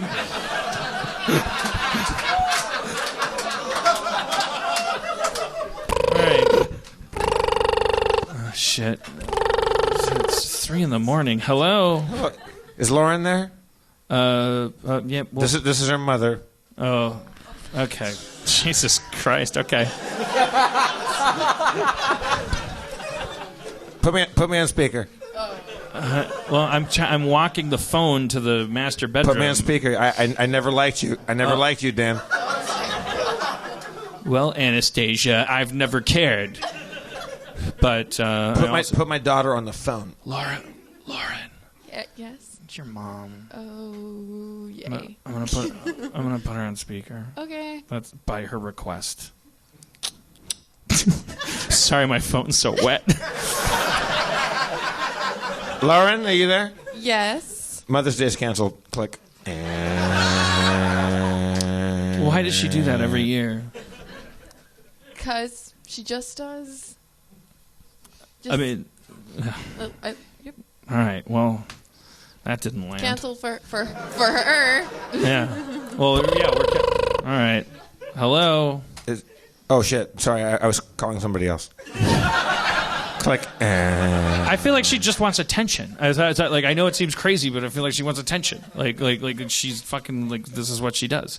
All right, I got the kids. I left Tony took a huge shit. His dick is gigantic, and Angel's already asking questions about the circumcision. Okay. But get sleep, baby. Get some sleep. Thank you. All right, guys. Hello. What the hell? This is Tony. Go ahead. What? Yeah, what do you need? Okay. 2 pounds of kielbasa. 20-ounce strip steak. Tony, are you running a small business? I got myself a little deli. Yeah, I opened it up. Give me that. Hey. Yeah, what? There's an internet now. You don't even, no, whose phone? How did you even get your own phone? Hello? Can I get an egg salad and on rye? 2 latkes and an egg cream. You're calling a 1-month-old. Yeah, but he has the best egg salad in town. Also got a big dick. You hate that. You know what the secret is for the egg salad? I use mom's eggs. I use mommy's eggs. You're laughing so much while you're saying it. It's hard to quite make it out. You're saying you use mommy's eggs. Is what you said. I use mommy's eggs. You in 2020. You have eschewed internet culture and created a telephone-based deli and have learned to harvest eggs in a month. And you're laughing about it. What's it do you, buddy?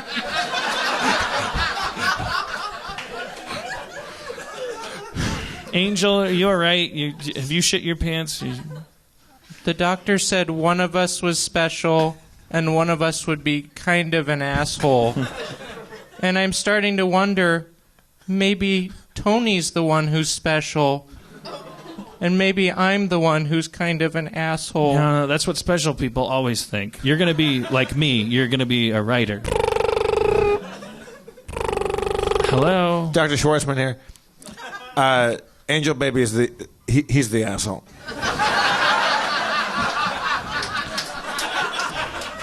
We just got the test results.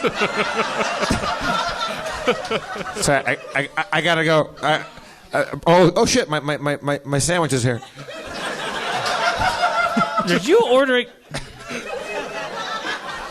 payola? All right. 1 year later, at Disneyland. All right, guys. Looks like there's a Dumbo ride. Hold on to them hats and glasses. This here's the wildest ride in the wilderness. Dumbo. They've kind of westernized the Dumbo ride. Notice. Ever since the Will Smith movie. They hate that. They changed the rides to fit the movie. Now Dumbo's a cowboy. Remain seated, please. Permanece sentados, por favor. This is fucking boring. Hey, Tony, what did I say in the parking lot? I want to go see the baby from Roger Rabbit that's a lot like me. You know the one I'm talking about.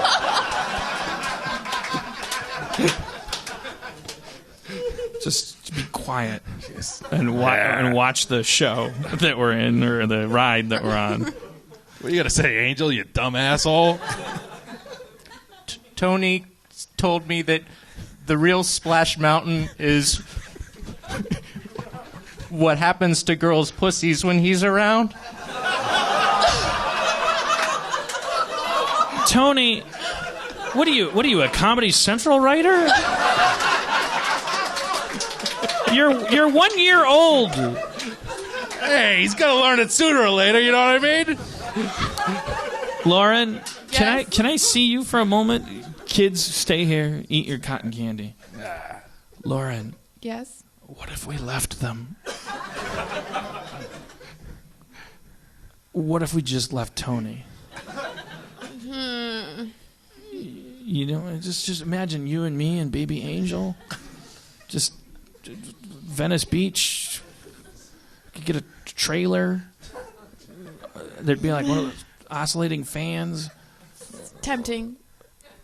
But you But don't. no. You're so supposed dedicated. to love them. Because you want to be a good mom. I want to be a good mom. Obviously. And you want to be a good father, right? Yeah, I do. Yeah. I do. But, I mean, we couldn't have predicted this. Life happens. Okay. All right. Thank you. You brought me strength. Thank you. Mommy, Daddy, Oh, hey, Angel. I snuck away from Tony. Oh. I have an idea. Let's leave him in a hot monorail car.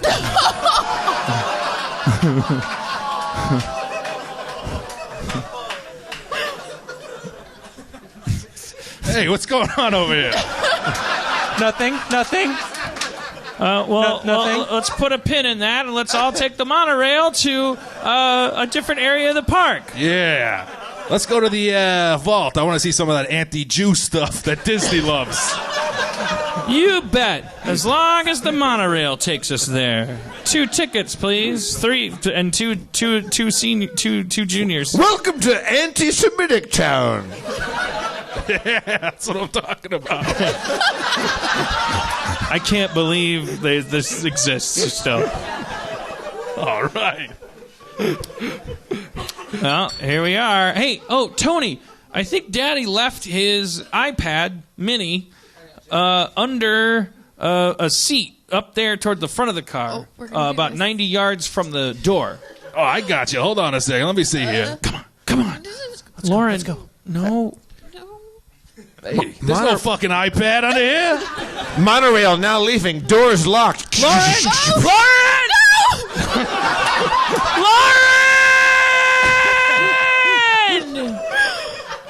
All right, Angel, run for the parking lot. Your mom can raise Tony. Run! All right.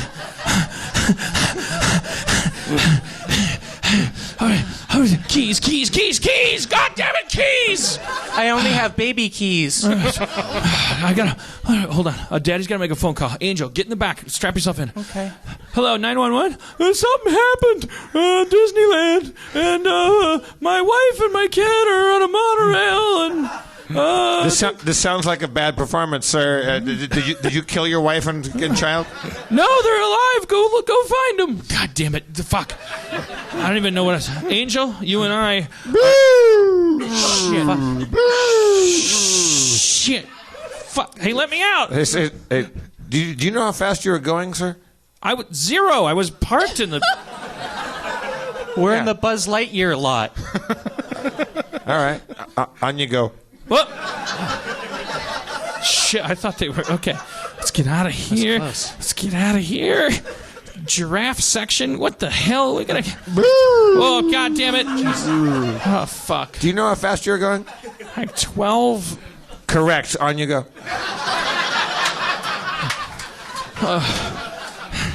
Listen, Angel... There are people, and people can't control to whom they're born and who they're raised by, but you and I, we are simpatico, okay? And I love your mother so fucking much, and I wish that she wasn't so dedicated to being a good mother, because now she has to be with that turd for the rest of her life. But Cut to the hot monorail with Lauren and Tony. Holy shit, it's fucking hot up in here. Might as well climb back up your vavoosh, you know what I'm saying? Yeah. That's a thing Italians say, right, Mama? Yeah, sure. Oh, Ma, we're gonna die, aren't we? Hopefully not. Hopefully we'll see your brother and your father again. Oh, it's fucking over. I'm gonna start tearing out my little baby hair, I guess. No. It's gonna be fine.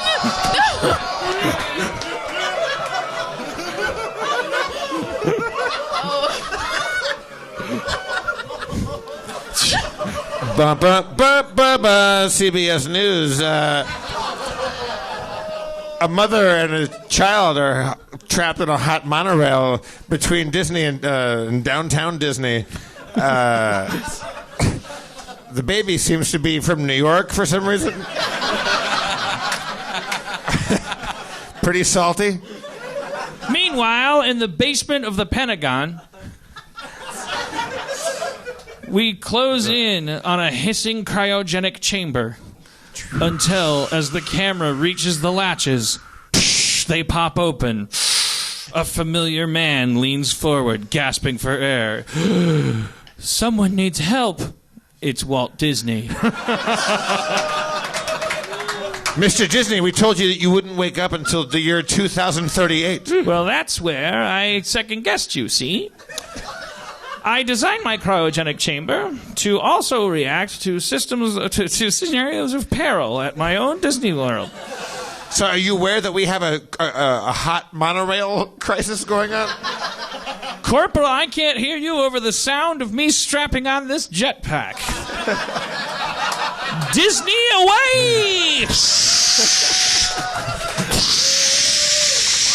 Can you read my mind? I'm one person flying higher than I ever have. Every star is a cup of water. Every moon, there's only one. I will eat it like a cupcake. I will also touch the sun.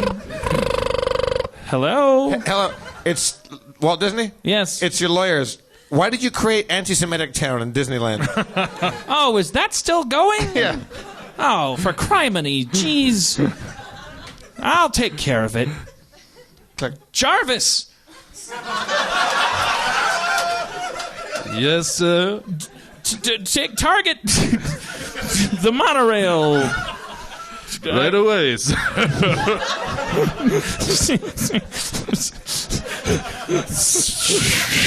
Let's pop a hole in this can. I'm snarky. Whoa, wow, wow, wow. Walt Disney, it's me, your enemy, Knott's Berry Farm. I don't even know who you are. Don't be a dick. I mean, we got Montezuma's Revenge. It's a pretty good park.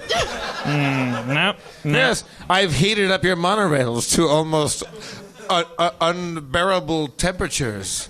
A mother and her son are about to die. Well, I guess we just need a little help from our friends, like the Frozen girl. Make it real! Make it real! Make it alive! I can't remember the song! Let it go! Let it go! Let it go! Make it go! Make it real! It's the copyright version! Make it real! Make it so! Now the whole monorail's cold as a Jiminy Cricket. Wait, we need someone to lasso that speeding monorail. Look, it's Woody from Toy Story. You are a guy I know. You are a guy I know. I got it. That'll slow it down to a crawl and eventually a stop. We can get that baby and that mommy out of there. And to help, if only there were just a couple of fish from Pixar's Fish movie, Fish. We're here. We got a special situation. I was so racing to the point of Randy Newman's songs are the same. I couldn't obey the rules of improv. I was like, no, I get it. I'm mine. I will eat when we get there, Randy's mine. Walter, you okay? Sorry, guys. Now, could y'all just give me a moment while I go down into the monorail car and see to these two? I've always had a special place for dissatisfied customers. Holy shit, fucking Walt himself. What's going on? Well, aren't you an articulate little man? I pulled all my hair out. I look like Tony Soprano. It's a good thing. It's good. I'm happy about it. Young lady, is this your son? Yes. I'm awful sorry you had a bad time at Disneyland. Can I just say that you should make it so you can just stop the monorails, you know what I mean?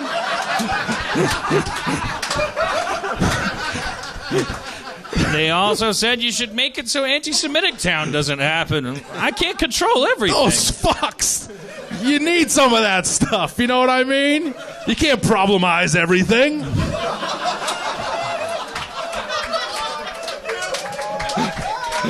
Sometimes the tail wags the dog. Speaking of which, what if I were to say to you, young man, that I had a special island where aggressive boys like you, who maybe don't fit in as much when held to the standard of humanity, can be more adorable when surgically augmented to be half animal? There are any Jewish guys over there or no? Sure, Dr. Moreau has changed his name to work in show business surgery. You know what? I'm in no matter what. Take me to that fucking island, Walt. Ma'am, what if I were to tell you that the best thing you could do for this child was to let him go to a special island where he'd be mutilated surgically? Rejoin your husband with the good child. Live out your days. But I love him. Well, what is love, really? When it's unconditional, then can't you just love a fire hydrant? True. Isn't all love somehow conditional? Aren't we therefore somehow accountable to whether or not we are loved? And aren't the people that get that the ones that become truly creative in an endless quest to make things, whether they be bad movies or giant theme parks, and just always just trying to get people to love us that didn't love us very much? I think if this child were to have floppy ears like grafted to the side of his head, fed Spam from a stainless steel bowl, and regularly whipped with a crazy Jedi electric whip, so it didn't feel as violent, because it's like sci-fi violence. I told you, I'm fucking in already. You waiting for my fucking balls to drop over here? Let's go. I just want to make sure the young lady's okay with it. Well, if that's what he wants. Ma, I'm Italian. I'm pot animal anyways. Let me go. Yes, that is true. So racist. But so are animals. And we love them. Disney, yay! Yahoo! And Walt Disney turned into a rocket and took the baby Tony to a special island where he was never seen again. Lauren returned to giraffe parking, where Dan and baby Angel were still unable to figure out how to get out. Oh shit, it's your mother. Play it cool. Hey, baby. Hey. Hi, Mama. Hi. We were just coming to get you. We were going to pull the car around. Sure. You were. You know I left you for dead in a hot monorail. Mm-hmm.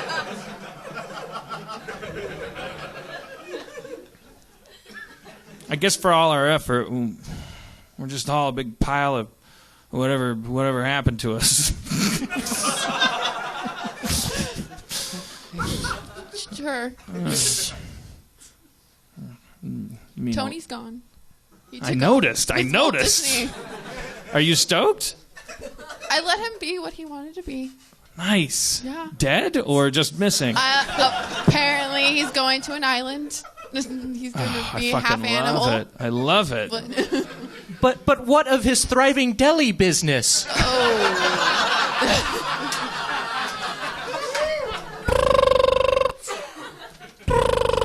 Who's going to answer that? I don't know. That's his phone. I'll answer.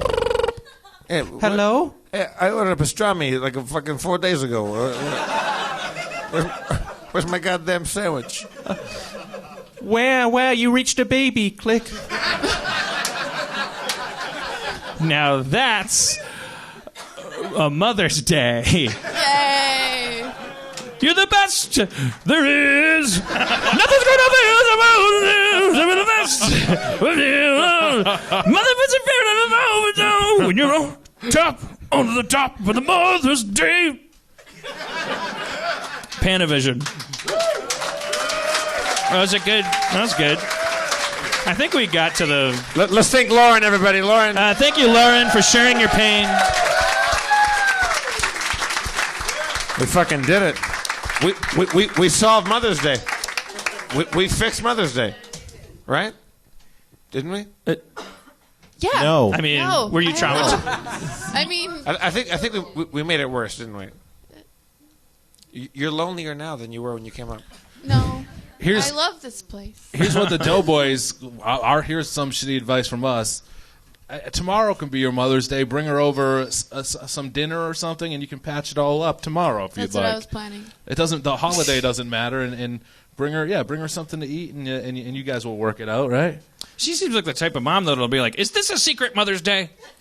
Yeah, she is. So cut you off at the pass. That's true. Yeah, not everything can be solved by food, I guess. But your podcast can. The Doughboys is on every Wednesday at 3 p.m. You don't have a time slot. No, thank you so much, Lauren. Is there anything else? We don't want you to be voicelessly railroaded by our mirth. Anything else? I don't know. I'm bad at. Mom? I don't know. My mom doesn't listen to this, but no. Do you love your mom? I love my mom. You I must. love my mom. I love my stepmom. I love my other moms that I consider mothers to me. My best friend's mother. I love her. Live with her now. Woo! All right. Props to all those mothers. All right. Thank you, Lauren. Thank you. You can. Thank you, Lauren.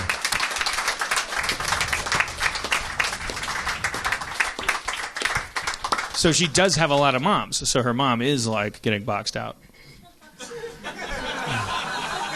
That's what we learned right at the end. I was like, what's the? There's the. That's not the most healthy way to think of it. Oh, okay. Well, it's That's true, though. It's true. Captain Health.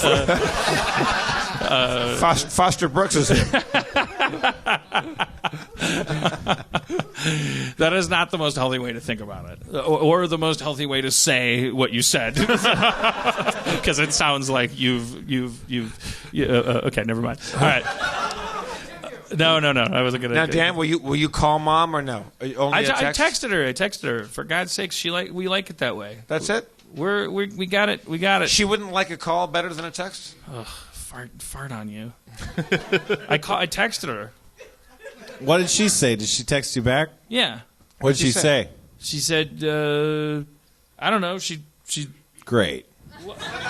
If I read her text, then it'll be like, wouldn't that just make the problem worse? Like, I kind of feel like, I don't know why my parents didn't come to my wedding. Like, I kind of feel like maybe it was because maybe they didn't want to, maybe part of the, whole thing of like me talking about my life and stuff maybe is like off-putting to them. So I don't want to like read my mom's text for fodder. Because on the off chance that is the thing, I don't want to, Was she happy to hear from you? It's a text, man. She was like, all right. I think you should bring her a meal tomorrow. Something from Olive Garden or Chuck E. Cheese. From Tony's Deli. All right. Well, what have you learned this whole time, Spencer? What? Come on, man. Why do you give me all the hard questions? End my show! Yeah, exactly. No, I'm not going to. I'll sit here. All right, well, then I'll go back to the dregs of the fucking shitty note app because we don't have an ending. My chiropractor's a piece of shit, but he's really nice. Nobody came tonight because of Mother's Day. How's your back? My back's great. Look at me. I'm doing high kicks. Is it better? It's great. It's great. Seek is here, but so we can't bring him up now because Seek's doing well. Yeah, he's doing better. Yeah. Awesome. But let's problematize that. Who says Seek's doing better? Seek. He does. Yeah. Who's he talking to? Us. Yeah. And why is he doing that? Because he cares about himself and us. Exactly. Racist. And us. All right. Tap Titans, Tap Galaxy, and Tap Tycoon. Check them out. All right. That's it. Do you want to do a little song? Is there? Yeah, but not a rap. Is there anything that's not a rap? Like just a song? Like Family? I think, yeah. You want to do a little song? Mm-hmm. What do you want it to be about? What we've learned. Okay.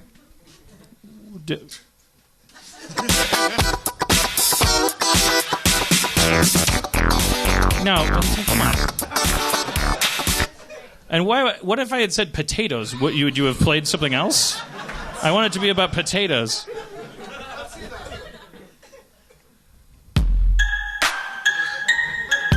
That seems like a rap.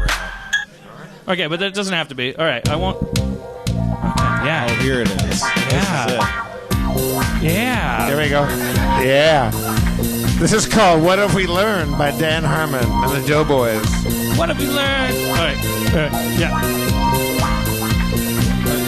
All right. I feel like it's over. Okay. You got it? What have we learned? What have we learned? What have we learned? We learned that you gotta forgive your mama. Forgive that mama. What have we learned? All right, this isn't working. All right. Okay. Okay, all right. Yeah, here we go. Yeah. Slow it down. Yeah. This better be good. Keep it tight. Tell them till what the you dawn. learned. Oh, yeah. I'm gonna rip up your body.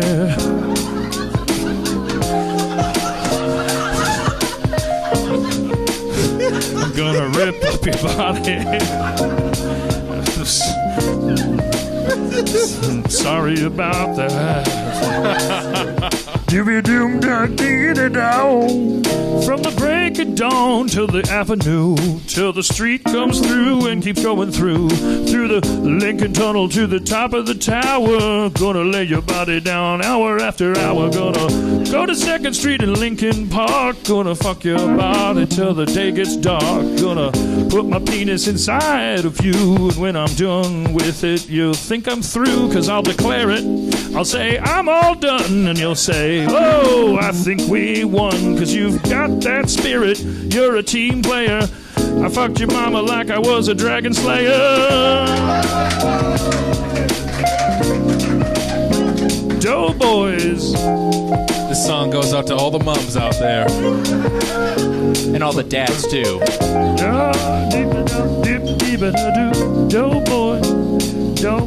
We like what you do to create us. Whether it's your pussy or your cum.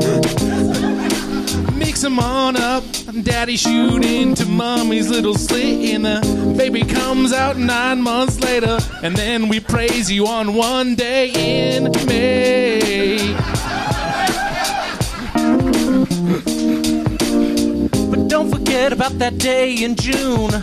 We gotta celebrate daddies too. Forget grads, they get too much shit.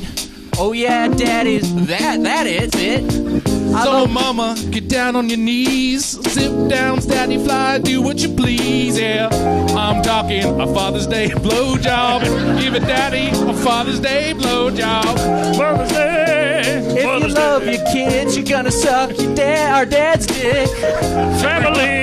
Family is what's important.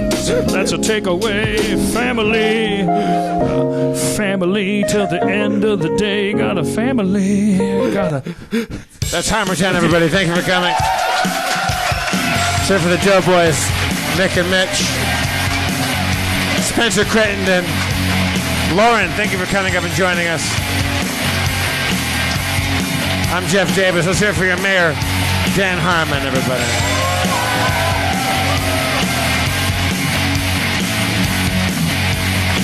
Drive fast, take chances. Did you get any of that? It's a good show. Feral Audio.